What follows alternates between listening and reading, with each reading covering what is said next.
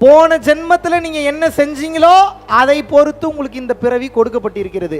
இந்த பிறவியிலும் நேற்று தமிழ்நாட்டில் ஒருத்தர், அதாவது வந்து பரம்பொருள் ஃபவுண்டேஷன் அப்படிங்கிற ஒரு ஃபவுண்டேஷன்ல இருந்து மகா விஷ்ணு அப்படிங்கிறவர் வந்து கவர்மெண்ட் பள்ளிக்கூடங்களில் அவருடைய உரைகளை ஆடுறதுக்காக இன்வைட் பண்ணியிருக்காங்க. ரொம்ப இம்பார்ட்டன்ட் பாயிண்ட் என்னன்னா, கவர்மெண்ட் பள்ளி அவரை இன்வைட் பண்ணியிருக்காங்க. ஃபர்ஸ்ட் பாயிண்ட், கவர்மெண்ட் பள்ளி அவரை இன்வைட் பண்ணது டீச்சர்ஸ் டே செலிப்ரேட் பண்ற அந்த தருணத்துல இவரை வந்து கூப்பிட்டு ஒரு மோட்டிவேஷன் டாக் கொடுக்கறதுக்காக கூப்பிட்டுருக்காங்க. மகாவிஷ்ணு அவர்கள் அவருடைய ஸ்பீச் வந்து பல ஸ்பீச் ஆல்ரெடி பப்ளிக் பிளாட்ஃபார்ம்ல இருந்துகிட்டு இருக்கு. அப்போ யாரோ ஒருவர் அவரோட ஸ்பீச்சை பார்த்து இன்ஸ்பயர் ஆகி தான் கவர்மெண்ட் ஸ்கூல்ல கூப்பிட்டுருக்காங்க. அது ஃபர்ஸ்ட் பாயிண்ட் நம்ம புரிஞ்சுக்க வேண்டியது. இப்போ கொஸ்டின் என்னன்னா, அவருக்கு வந்து ஸ்பீச் கொடுக்கறதுக்காக கூப்பிடுறது எல்லா ஸ்கூலுக்குமே லிபர்ட்டி இருக்கு கவர்மெண்ட் ஸ்கூல் பொறுத்த வரைக்கும். இதுல முக்கியமா எல்லாரும் தெரிஞ்சுக்க வேண்டியது என்ன, இந்த விஷயத்த வந்து சர்ச்சையா போயிட்டு இருக்கு. ஏன் சர்ச்சை அப்படிங்கிறது ரொம்ப முக்கியம். நிறைய பேர் பாக்குறவங்க, அவர் என்னங்க ஸ்பீச் தானே கொடுக்க வந்தாரு, அதுல வந்து சர்ச்சை பண்றதுக்கு என்ன இருக்கு, அவரோட ஸ்பீச்ல வந்து ஆன்மீக சொற்பொழிவு தானே இருக்கு, அதையே வந்து ஒரு சில டீச்சர்ஸ் வந்து எதிர்க்கிறாங்க அப்படிங்கிற ஒரு பார்வை இருக்கும் பொழுது, இப்ப கவர்மெண்ட்டே வந்து காலையில இருந்து பாத்தீங்கன்னா சீஃப் மினிஸ்டர் ஸ்டாலின் அவர்கள் வந்து அதை பத்தி ஒரு ஒப்பீனியன் கொடுத்திருக்காரு. அது மாதிரி சயின்ஸ் வந்து ப்ரொமோட் பண்ணணும் ஸ்கூல்ஸில் அப்படிங்கிறத கொடுக்குறாரு. சப்சிக்வெண்ட்டாக எஜுகேஷன் மினிஸ்டர் அன்பில் மகேஷ் பொய்யாமொழி அவர்கள் அவரும் வந்து கடுமையான நடவடிக்கை எடுக்கப்படும் அப்படின்னு சொல்கிறாரு டீச்சர்ஸ் டே முடிஞ்சு அடுத்த நாள். இப்போ இது வந்து ஃபர்ஸ்ட் ஆஃப் ஆல் என்ன சர்ச்சை அப்படிங்கிறது தான் பாயிண்ட். பரம்பொருள் ஃபவுண்டேஷன் அப்படிங்கிற ஒரு ஆர்கனைசேஷனுடைய ஒன் ஆஃப் த ஃபவுண்டர் அவர் மகாவிஷ்ணு நினைக்கிறேன், நேற்று தான் அவர் பேரை நான் பார்க்குறேன் சோஷியல் மீடியாவில். அவர் வந்து ஆன்மீக சொற்பொழிவு அப்படின்னு சொல்லி போயிட்டு மோட்டிவேஷன் டாக்னு கூப்பிடுறாங்க. அப்போ மோட்டிவேஷன் டாக்ல போயிட்டு ஆன்மீக சொற்பொழிவு கொடுக்குறாரு. ஆன்மீக சொற்பொழிவு கொடுக்கும் பொழுது அதுல முக்கியமா 2 விஷயங்கள் பேசுறாரு. ஒன்று வந்து கர்மா பத்தியும், இன்னொன்று வந்து வர்ணங்களை பத்தியும் பேசினதா சர்ச்சை எழுந்திருக்கு. இப்போ இந்த 2 வார்த்தையில் என்ன பிரச்சனை தான் பாயிண்ட். இப்போ ஸ்கூல் எஜுகேஷன் பொறுத்த வரைக்கும், எஜுகேஷன் சிஸ்டம் பொறுத்த வரைக்கும் செக்யுலரா இருக்கணுன்றது தான் பாயிண்ட். எந்த ரிலீஜியஸ் பயஸும் இருக்கக்கூடாது.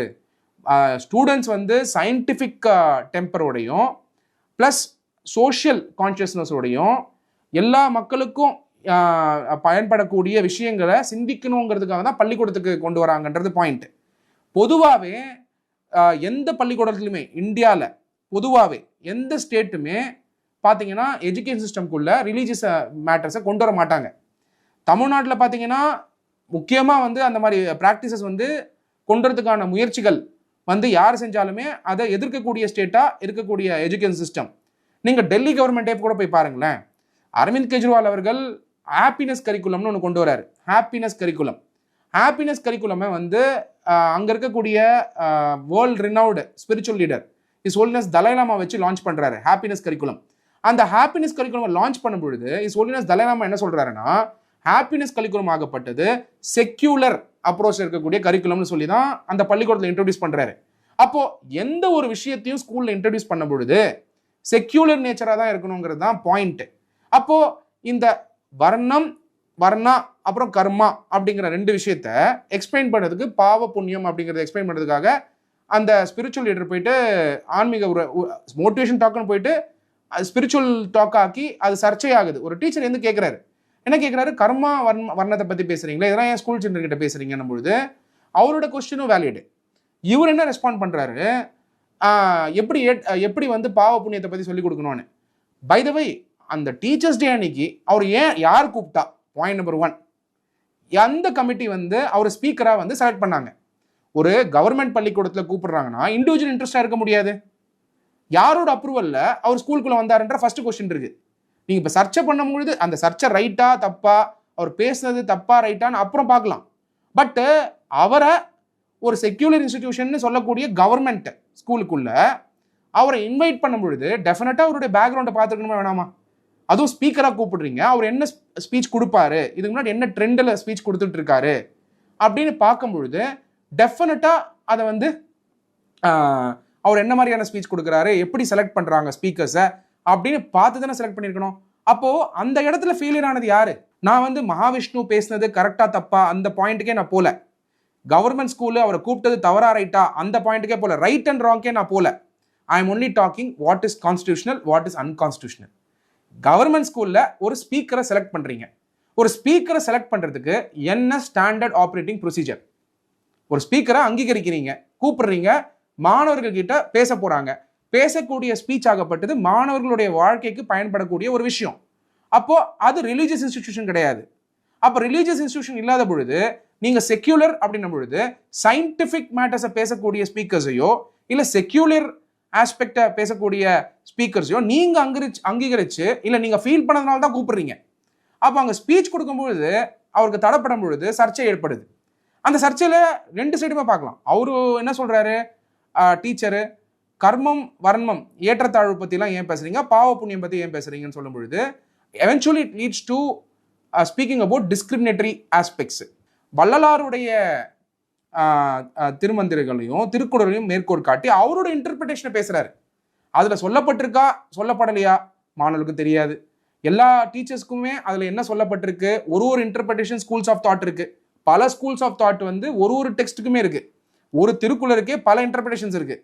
அப்போ எந்த இன்டர்பிரிட்டேஷன்ஸ் மேற்கோள் காட்டி பேசுகிறாரு? ஃபர்ஸ்ட் அவர் பேசக்கூடிய அந்த ஸ்பீச் ஆகப்பட்டது அங்கீகரிக்கப்படுதா, அங்கீகாரம் இருக்கக்கூடிய அந்த ஸ்பீச்சாக இருந்தால் தான் நீங்கள் டெஃபினட்டாக அவருக்கு வந்து கூப்பிட்டுருக்கணும். என்ன டாபிக் கொடுக்குறீங்களோ அதானே பேசுவார். அப்போ எந்த டாபிக் யார் ஃப்ரீஸ் பண்ணா, அவரை யார் இன்வைட் பண்ணது, அவர் இன்வைட் பண்ணிட்டு எந்த ரீசனுக்காக இன்வைட் பண்ணுறாங்க, எவ்வளவோ எக்ஸ்பர்ட்ஸ் இருக்காங்க எஜுகேஷன் இன்ஸ்டியூஷன் வந்து பேசுறதுக்கு, ஏன் அவரை அங்கீகரிக்கிறாங்க? டெஃபினட்டாக அவருடைய யூடியூப் ஸ்பீச்சஸ் அவருடைய தாட்ஸை வந்து டெஃபினட்டாக வாட்ச் பண்ணியிருப்பாங்க. அப்படின்னும் பொழுது எங்கேயாவது ஒரு இடத்துல அது செக்யூலரிசம் அஃபெக்ட் பண்ணும், அவரோட ஸ்பீச்சஸில் வந்து இந்த மாதிரி டிஸ்கிரிமினேஷன் இருக்கக்கூடிய ஸ்பீச் இருந்துன்னு சொன்னால் ஃபர்ஸ்ட் ஆஃப் ஆல் ஸ்கூலே கூப்பிட்டுருக்க கூடாது.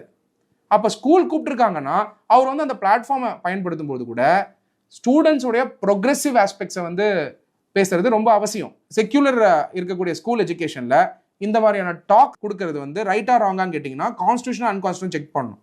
அவர் பேசினதை எது அன்கான்ஸ்டியூஷனல், சயின்டிஃபிக் பேசிஸ் இருக்கா அப்படின்னு பார்க்கும்பொழுது அதை சார்ந்து தான் முடிவுகள் எடுக்கப்படும். பட் இப்போ என்ன சர்ச்சை, அவர் வந்து ஸ்பீச் கொடுத்தாரு, ஒரு வாத்தியாரை வந்து கேள்வி கேட்கும் பொழுது அவருக்கு எக்ஸ்பிளைன் பண்ணியிருக்கலாம்.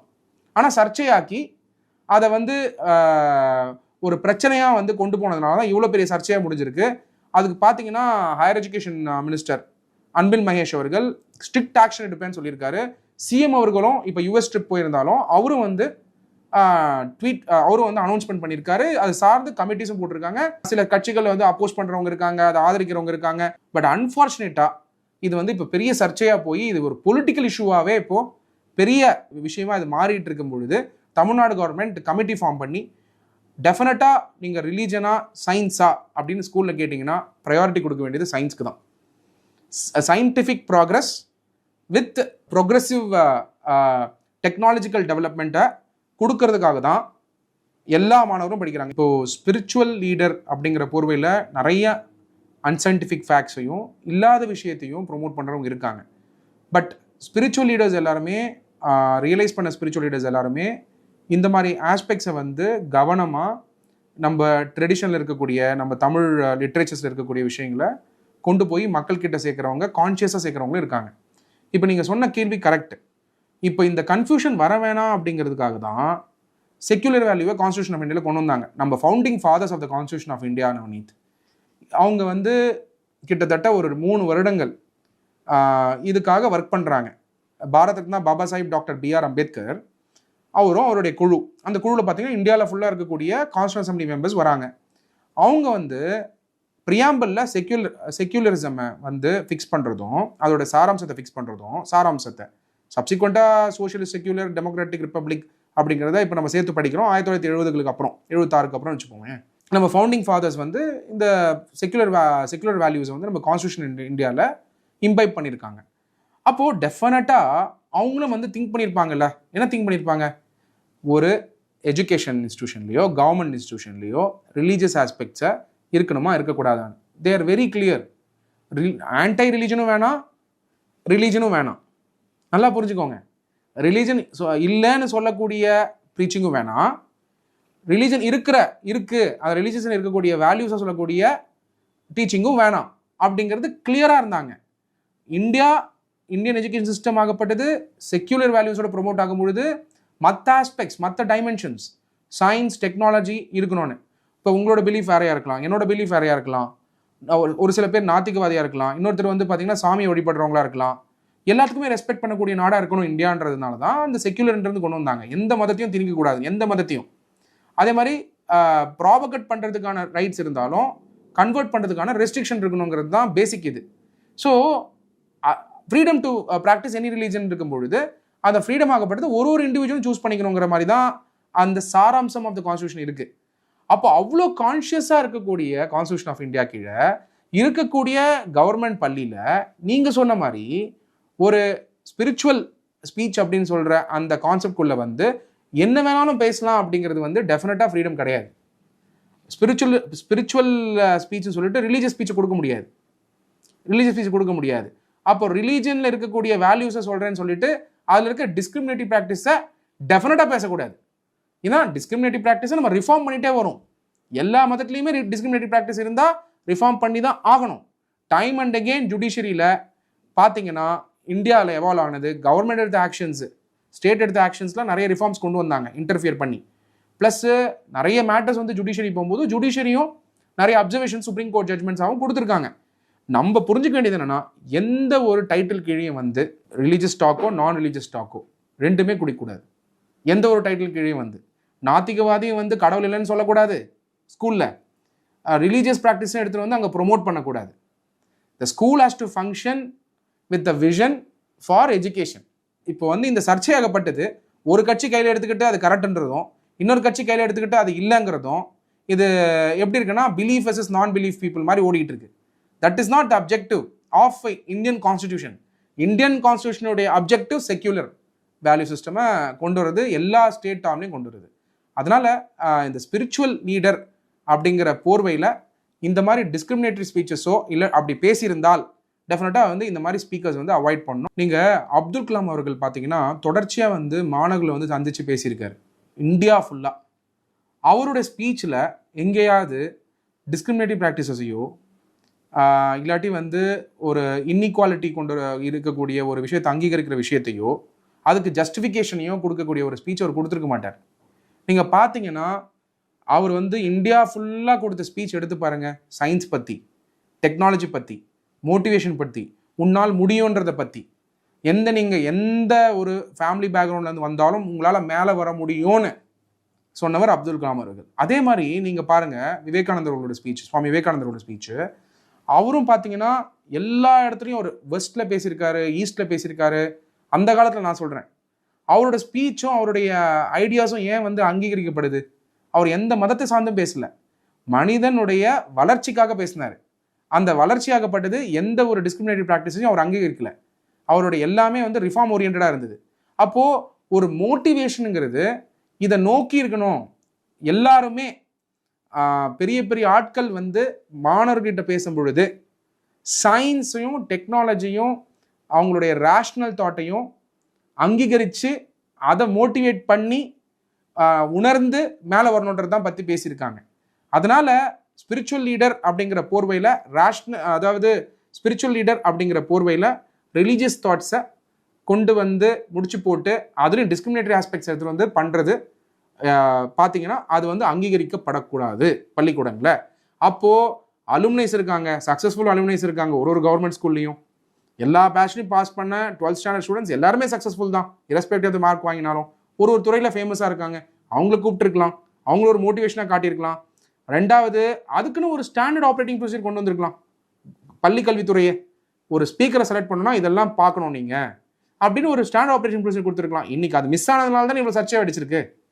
இப்போ பொலிட்டிஷியனுக்கு இது நல்ல பயன்படுத்திக்கிறாங்க. But at the end of the day இந்த சர்ச்சையாகப்பட்டது மாணவர்கிட்ட போய் சேரும் பொழுது எது தப்பு எது ரைட்டுங்கிற சர்ச்சையும் இப்போது போயிட்டுருக்கு. ஸோ அதனால் வந்து நீங்கள் சொல்கிற மாதிரி அந்த பள்ளிக்கூடத்திலே படித்து அந்த பள்ளிக்கூடத்திலே வெற்றி அடைஞ்சிருக்கக்கூடிய மாணவர்கள் பல பேர் இருக்காங்க. அவங்களே ஒரு இமீடியட் ரோல் மாடலாக காமிச்சோ இல்லை நிறைய பேர் வந்து எஜுகேஷன் துறையில் அச்சீவ் பண்ணியிருப்பாங்க. அவங்கள மாதிரி இருக்கவங்க ஸ்பீக்கர் லிஸ்ட்டையே தமிழ்நாடு கவர்மெண்ட் ரெடி பண்ணி அதை அங்கீகரித்து அவங்கள வந்து ஒரு ஸ்கூல்லையும் வந்து கான்டாக்ட் பண்ணக்கூடிய ஒரு ஹப் மாதிரி கிரியேட் பண்ணணும். டீச்சர்ஸே செலிப்ரேட் பண்ணி தானே ஆகணும். இருக்கக்கூடிய அத்தனை ஸ்கூல்லையுமே ஸ்பீக்கர்ஸ் தேவை.